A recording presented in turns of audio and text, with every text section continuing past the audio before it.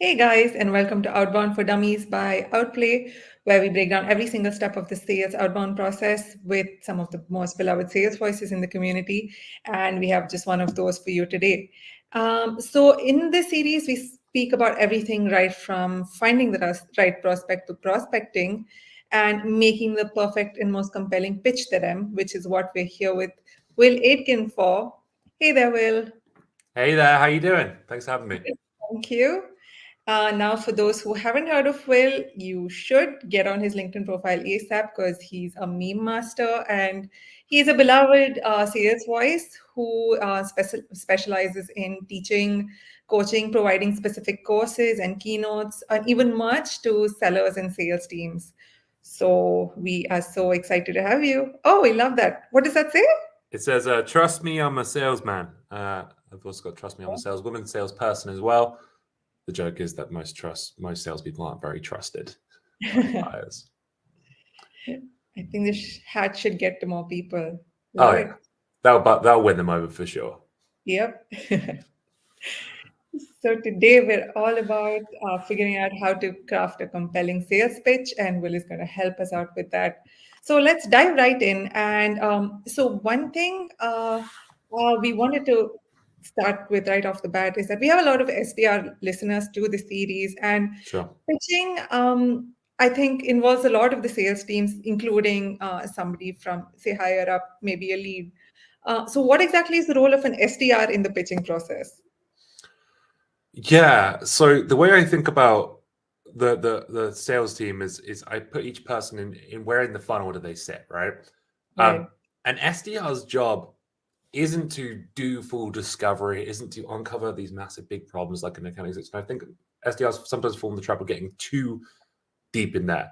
Your sole job as an SDR is to get someone interested enough, curious enough, who looks like a fit that they'll agree to a meeting with an account executive so that person can then come in and carry them down the funnel. The problem I see is that SDRs can sometimes get a little bit too deep in there. They can start pitching, they can start selling, when all really you need to do is get someone interested enough to take a meeting. All you need to do is get someone who looks like a fit to say, you know what, this does sound interesting. I am curious to learn more. And then you got to get rid of them. Move on to the next prospect. Boom, you won. You did your part of the job. Now it's time to keep going and find someone else to do that with, right? So that's how I view an SDI. It's all about generating curiosity and interest enough so that someone will agree to and show up to a meeting. Absolutely. So we'll get into how we actually build out a perfect pitch, but what exactly are the key elements that go into a pitch? What should somebody be saying? Yeah. So when I think about pitches, I think that they've got a bad reputation. The way that intuitively we think about pitching is somewhat wrong. So I'm going to disrupt the paradigm, if you will, here today. Pitching should really have very little to do with you and your company. It should be really as much as you can focused on the customer. So in that sense, a good pitch has something that's relevant to the customer that makes them go, yes, this is for me. And then also talks about some problems. What is wrong with the way they're doing things today? Because we've got to understand that where most customers sit today, they think they're getting by. They think they're okay. Because otherwise they would probably already be looking for a solution, in which case they would have come through your website or found your ads or might already know about your company. When we're talking about outbound, we got to think about people who are totally uninterested, who don't think they need something. So we can't start telling them about something if they don't think they need it, right? So that's why it's so important to talk about the problem.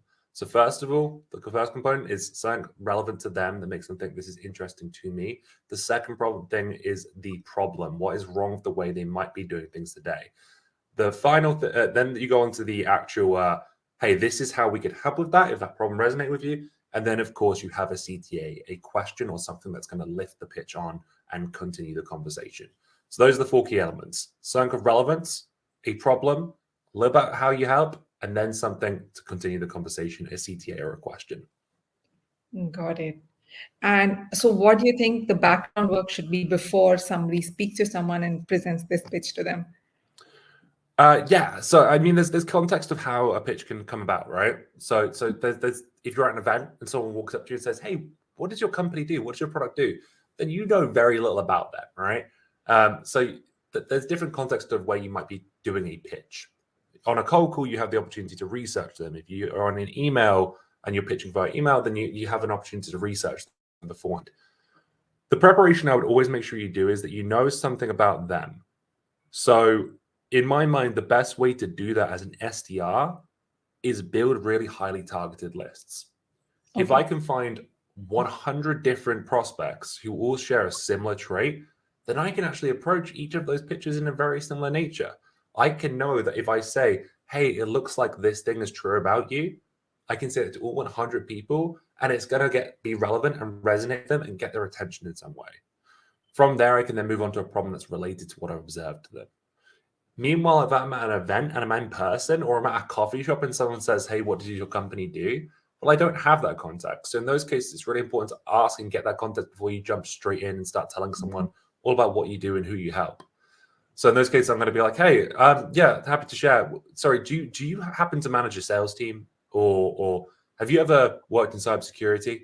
So I'm going to just get a yes or no, just enough so that I can basically judge how I'm going to, what I'm going to tell them, because otherwise it might totally not land. If they're not in my ICP, they're just if I'm selling something for cybersecurity folks and I'm talking to someone in HR, well, then in that case, it's probably not worth me going full on problem, relevance, problem, solution, ask. In those cases, I might just keep it nice and short and go brief and go, well, typically I help cybersecurity teams who are struggling with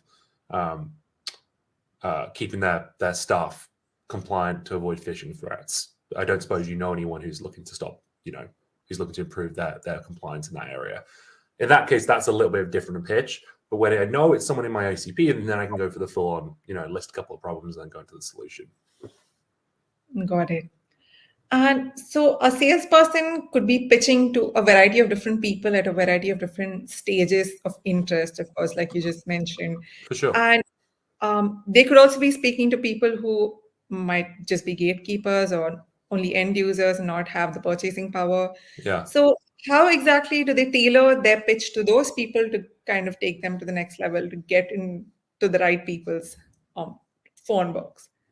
So again, I don't want to be repetitive here, but it's all about that problem.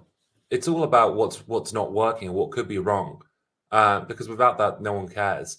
So I think the issue is when people think about pitching, they think about like the classic "sell me this pen," where they're like, "This is an amazing pen. It's incredible. It's going to game change the way that you revolutionize your payroll processes." No one cares about that, especially not a gatekeeper. Like they're not even the end decision maker. So you can tell them all the buzzwords in the world and say how amazing your product is. Their job is to get rid of you. For a decision maker, they are just like, sure thing, bud. If I needed this, then I probably would have already bought it or heard about it. You know what I mean? They don't care about what your product does or how it does it differently until they have a reason to care. So that's why we're always going to start that problem. So for a gatekeeper or for someone who's maybe a little bit lower down in the organization, I'm just going to tweak the pitch to make sure it's more relevant to them. So if I'm talking to a gatekeeper, I could be like, hey, you probably know better than anyone. A lot of chief financial officers are finding blank problem. Maybe their employee benefits are a rising cost in their organization and they haven't evaluated in a long time. Would you happen to know when the last time the CFO took a look at who their provider was? Because that gatekeeper knows, right? And you can give that enough context. And if they hear something that the CFO has recently complained about, they're going to go, hang on a second, what's this about? They probably have that context. If I'm talking to someone lower down in the organization, I'm just going to be a lot more tactical in my problems. So if I'm talking to a C-level, I'm going to be very strategic in my language. I'm going to be talking at high-level company strategy. But if I'm talking to an individual contributor, then I'm going to be more focused on the processes and the problems that are happening with those. So let's say I'm selling to a salesperson. In a salesperson's world, their problems are more like, I need to do my job and I need to do it this way. For a sales leader, they're more like, I need to get this team to do things better and hit this overall goal. So the way I'm going to talk to you about a salesperson is going to be more about specific on like, okay, what's wrong with the way you're actually doing things? With a sales leader, I'm going to be like, okay, here's the wider overarching problem and the solution. So it's just about being the right level for the strategy. If you come to me and say, hey, Will, your sales team isn't getting enough training and I'm a sales rep, I don't care. But if you come to me and you say, Will, a lot of sellers are struggling with getting objections on cold calls, well, now you're being very specific to something that I might care about. With a sales leader, you might not be like, hey, your sellers are getting a lot of objections and cold calls, and don't handle them. Instead, you might take it a little bit higher level and be like, a lot of your sellers might not be booking as many meetings over the phone as they'd like, right? So we're just talking about getting more narrow on the problem and the technical problem, or versus getting more kind of broad on the strategic problem. If we're talking to someone high up, strategic, someone IC, tactical. Got it. And I actually have a question from you from our sales team directly. Okay. They wanted me to make sure to ask you this, but I think a problem they face very regularly when it comes to having conversations with prospects, and you rightly said this, that they aren't talking to people who care to change. They aren't looking for a change. They haven't admitted to themselves possibly that they have a problem in the process. What are some questions they should be asking about the prospect's process to kind of help them recognize that something could be done better? So that would be what I would call a probing question. Okay. And the idea here is that you ask the questions, because you can't just tell someone, hey, your baby's busted and you're doing it wrong, because they don't care, because you're a salesperson. They expect you to say that, right?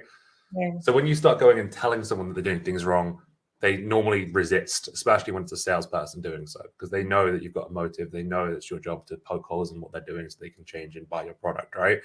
They don't view you as a credible source. They see you as bias. So instead, what you got to do is ask questions that get them there to themselves. So it's almost their idea, right? So the first thing I would do is typically I'll try and narrow it down, because otherwise you start way too broad. When you start going, what could be wrong with this? Or like you go, what's keeping me up at night? Or what's not going as well as with your outbound sales as you'd like? That's way too broad, you know? So instead, I'm going to get a little bit of tactical. I'm going to say, hey, look, I'm reaching out because I noticed this about you. I noticed that you've been growing your sales team, or your sales team's shrinking, or you've recently launched a new product line, or you've recently made a new acquisition. Let's go for the merger and acquisition one, right? So Clary, which is another company in the space, recently acquired a company called Groove, right? So I could reach out to a sales leader at Clary and say, hey, couldn't help but notice that you've recently made an acquisition of Groove, right? And I could reach out to 10 companies that have just acquired other companies and use this exact same opener and say, a lot of folks, when they find that they bring on a new when they acquire a new tool, they find a couple of problems. Number one, the messaging gets blurry. So their sales reps aren't sure how to talk about it or how to pitch it. Or number two, their sales reps are hesitant to bring up new product lines in conversation because they're more comfortable talking about the products they've historically been selling. We help with that by doing X. Don't want to get too deep into that, though. I don't suppose you know any. I don't suppose that's a challenge for you. I don't suppose you'd be. I'd like to know, or I could ask a question like, I don't suppose that's been a challenge since you've acquired X company. Or I could say, how have you been getting your sellers comfortable talking about that new acquisition that you've made or that new merger? And that's going to launch me into a conversation. And from there, I'm just going to ask more and more probing questions, because I've started with such an informed opener and I've started those two problems. I'm narrowing it down. And if I know those two problems that I can solve every 9 times out of 10, then talking about those two things, or one of those two things, if they go, yeah, actually, our sellers don't have a clue how to talk about that new product that we've acquired. Okay, tell me more about that. What have you tried so far? How's that been a problem for you? How long has that been going on for? What have you tried to fix it? And then if I can find out that's a problem, all I need to do is hear them say, yeah, actually, that is a big challenge for us. Well, great. We have a way to solve that. I'm not going to go too deep into how we solve it. All I'm going to do now that I've got them interested and admitted they have a problem is book the meeting, because it's much better to have that conversation in a formal context where we have 30 minutes. Because on a cold call or at an event or an email, we don't have the time required to go full discovery mode and talk about all the things they wish were different, right? But once we've got someone to admit they have a problem, that should be enough to ask for a meeting and book a meeting. Hey, it sounds like I've hit a nerve here. Or, hey, it sounds like that might be a problem for you. Would you be against having a bit more informal conversation with our team to show, so we can show you how we go about solving that or making that easier? You might get an objection. They might just say yes, book it in. But what we don't want to do is get any deeper than that, because then they're going to start going, okay, so how does that work? And then all we can do at that point is talk ourselves out of a meeting, especially on a cold call. Because if we get too in the weeds, they're going to go, sorry, I've got to go now, actually. The moment you start pitching and talking about your actual solution and how it works, you're going to lose their interest again. And then that meeting that could have been a meeting is no longer. That's amazing. I think this is a clip that our team's going to be listening to for a bit. That's perfect. It's very helpful. So there is one more question actually that comes in from a lot of sales teams, from our listeners in general, is that at what point should you actually be connecting your product to the problem that you're pitching? Yeah, I think you can connect it to it fairly quick after you've covered the problem, really. But it's just about how in depth you get into it. A lot of sellers make the mistake of saying, "Okay, here's the problem, and our product does this, this, and this to solve that." We don't want to get too much into the how until we know there's interest in the how. The whole point of outbound sales is getting someone interested enough to know, oh, I would like to know how. That's the reason for the meeting. You'd like to know how this works? I can book a meeting for you to find out. If we get too deep into the actual technicality of the way our product works and the ways that it helps our customers, then we run the risk of losing interest. And remember, our entire point, as we covered at the very beginning, is to get interest. When we start talking about ourselves and our product and how it works, the only thing that can really happen is goes down. If they're curious enough where they're asking, hey, how does your product work? That's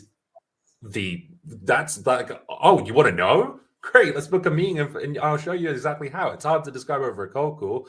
I'd hate to do it injustice. It sounds like you might be interested in this. Is that because that problem resonates with you? And they go, yeah, it does. I'm like, okay, great. Well, why don't I book you in for 2 days' time with my senior seller who's going to do a much better job of describing it and showing you how it works than I would. So I think you can mention your product, but it's more about alluding to how you help or how companies are using your product to help. You can say something like the effect of, let me try to think of an example that I try to not use too many sales examples because I recognize that the vast majority of sellers don't sell to sales leaders. So let's say I sell Vanta, which is a compliance software for CISOs, and it keeps their teams compliant and avoids phishing attacks. Right. So I've already gone too far into how. If I'm going to talk about that, I could say the problem is that a lot of teams are prone to phishing attacks because they're not aware of the risks. The second problem is if your team hasn't completed these tasks, then they might not be compliant, which could be causing you to not meet certain industry requirements. Those are the two problems. The way we solve that, and I'm not going to say we do security questionnaires and measure your team's educational level of how compliant or how educated they are. I'm just going to say the way we solve that is by providing teams with a way to update their staff, make sure all their staff are hitting are up to date with all the compliance information they need to be. I'm not going to go into the how. I'm not going to start saying we do that by installing a extension on each of your employees' desktops so that they can see when there's new tasks and new questionnaires and new surveys to fill out. No one cares. All I'm going to say is we do that by doing this. Does that sound interesting to you? If we go too into the weeds of how and the technical ways of how our product works, all we do is run the risk of either losing the interest or potentially introducing new objections into the conversation. Because if I say, hey, we install it on our laptops, they go, whoa. Install on our laptops. Our employees aren't going to like that. They're going to feel like they're being spied on, you know? Yeah. So all of a sudden now, because I've shared too much about my product, all I've done is actually introduced an objection for the person to bring up. So that's why I don't want to get too in depth into the actual how it works. Got it. That's awesome. So now, as someone who's mentored and coached hundreds of sales people and sales teams, what is something that they've come to you and said, we're trying to make a pitch and this is what, I don't know, this, I'm not being able to figure it out. There's this specific challenge. Or what do you yourself in your experience see most sales teams doing wrong? Other than, I do understand that one thing they do wrong is just do a direct product pitch immediately. Yeah. But do you see any common mistakes that is in the approach of most salespeople while making the pitch? So yeah, the biggest one you've already mentioned, we've been over it, just talking about the product, talking about what makes it different. I think there's the risk of going too broad or too vague with the pitch. So when you talk about the product or the problem, being very vague, and this kind of ties into a lot of best practices say that you need to be short and to the point, but you've got to be at least somewhat pointy, and because otherwise you run the risk of confusing or going down the wrong path. So I've seen this a lot of times in past lives where you get the prospect talk about something that you can't help them with, or you go so broad that it's too hard for them to comprehend. So being specific is worthwhile. If you know your product is really great at solving 3 problems, focus on those 3 problems. Don't go any broader than that, right? The other side of things is, again, beyond the product, beyond the talking about the product and selling it, essentially, it's just the use of buzzwords, things that can confuse people. You want to make sure your pitch is very easy to understand. You want to make sure it's short and even if it's so, you won't be able to do it in a way that your grandmother could understand, your mother could understand if they asked you, hey, well, what does your product do? Even when you were speaking to industry experts who are going to know these words, and you'd imagine a CISO would know all about compliance and stuff, it's better to be understood and clear than clever. So when we try and make our product sound very technical, all we do is actually run the risk of putting up like, oh, this is not interesting. So by being as short and to the point as possible, but not, and I'm not saying don't be specific, but you can describe things in a way that's simple. So I would try and do it in I think it's called a toddler test, something like that. Describe it in a way that your toddler could understand. Yeah. Even if you're talking to a CISO and you think you have to sound smart, the reality is we're never going to be as smart as these people that we're selling to, especially if they're like a CISO or a CFO or a CTO or even a VP of sales, because they're further along in their career than we are. So I think pretending to sound clever is a really bad trap that we can fall into as sellers, or thinking that we need to sound a certain level of like formal or technical. It's better to be clear. You're better off sounding, dumbing it down, if for lack of a better word. I think that's a better approach for the most part, because all you do when you start introducing acronyms and jargon and buzzwords, all you run the risk of is actually confusing someone, or more likely just boring them. So that's what I'd recommend. That's great. Those are great tips. So what is one way a salesperson can improve? What should they be looking at in every pitch they make to get better at the next one? Yeah. So I'd say I would do is the pitch about the person or is it about you? That's the biggest thing. So I would look for a 2/3 to 1/3 mix of talking about them versus talking about yourself in your pitch. So that sounds like, hey, I noticed that you use StreamYard and a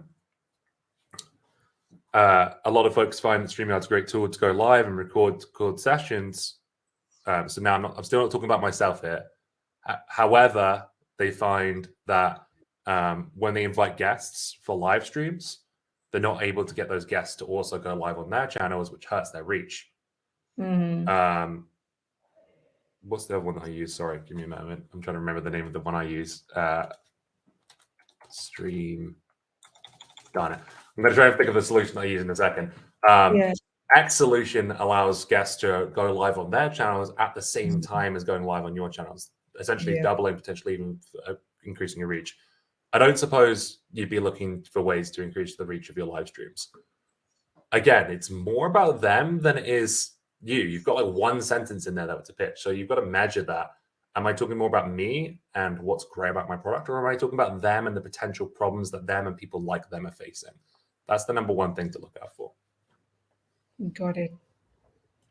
And your experience, and do you think it works when people... Restream is the tool I use. Sorry, Restream. Because I use StreamYard and Restream, and I like Restream more, but that's why I was thinking about that, right?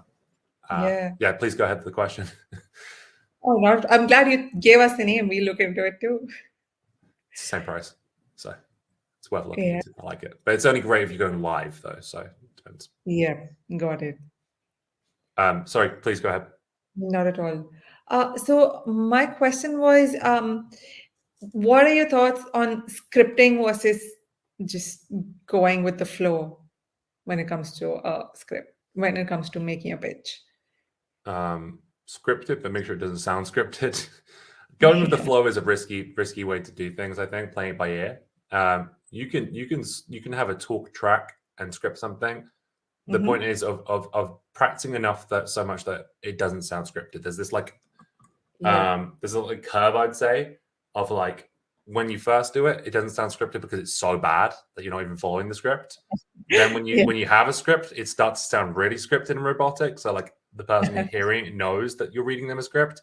And then you get to the point where you're competent and it starts to sound less like a script. You start to put your own spin on it and you get a bit more casual with it. You can focus more on the tonality of how you're delivering it versus the actual words. So I would say practice in the mirror, practice a lot and lots until it's actually in your mind. Never read from a script. That's my rule. So if you can remember it, you're going to be in a much better spot. If you're reading, you're going to sound like you're reading. So practice enough that you feel competent. And I would say this applies to almost everything in sales as well. Your cold call opener, the questions you ask, your talk track. If you're starting a sales meeting, you're an account executive, you're setting your agenda. Sure, you know which points you want to hit on in your agenda. But if you're reading them, you're going to be like, so the meeting today is 30 minutes long. Are you good for the full 30? Cool, yeah. Tick. And the purpose of today's meeting, as opposed to, hey, got 30 minutes in the calendar today, you set for that? Perfect. The purpose of today's call is to do this. It's the difference between reading and having up there. And that's why it's worth doing these practices. Practice with your colleagues, practice with your sales manager, practice on your own in the mirror until it's memorized. And the same goes for your demo as well. I see this so often in demos. Oh my gosh. People are like, they feel scripted. They're like, their mouse movements aren't perfect yet. If you can make that an instinct of second nature, then you can focus on the things that actually matter, asking the right questions, using the right tonality, keeping an eye on the person you're talking to see how they're reacting, their facial expressions. Because when you see those things, that gives you an opportunity to only do better at those things. So if I'm showing something and because I know it off by heart, I'm not focusing on what I'm showing, I'm focusing on the person. And I see their eyebrow go like that, I'm going to stop for a second and go, oh, that looked interesting to you. What was it that made that interesting? And I can ask a question and potentially learn more problems and things that we can help them with. But I can only do that if I completely memorize and make everything in my demo second nature to myself, right? So script it, but don't read from a script. Just learn it. Yep. That sweet spot. Yep. So we have just one last question for you and we'll let you go. But this is a fun one, actually. But have you received any pitches in recent times that you had a positive reaction to? Yeah, I did. Had a call recently that was pretty darn good. Someone was calling about my merch store, and they said, "Hey, Will, couldn't help but notice that you just launched a merch store." So they started talking about me. Awesome. Okay, yeah, that's true. Oh, you noticed? Thank you. I'm hoping people would notice that.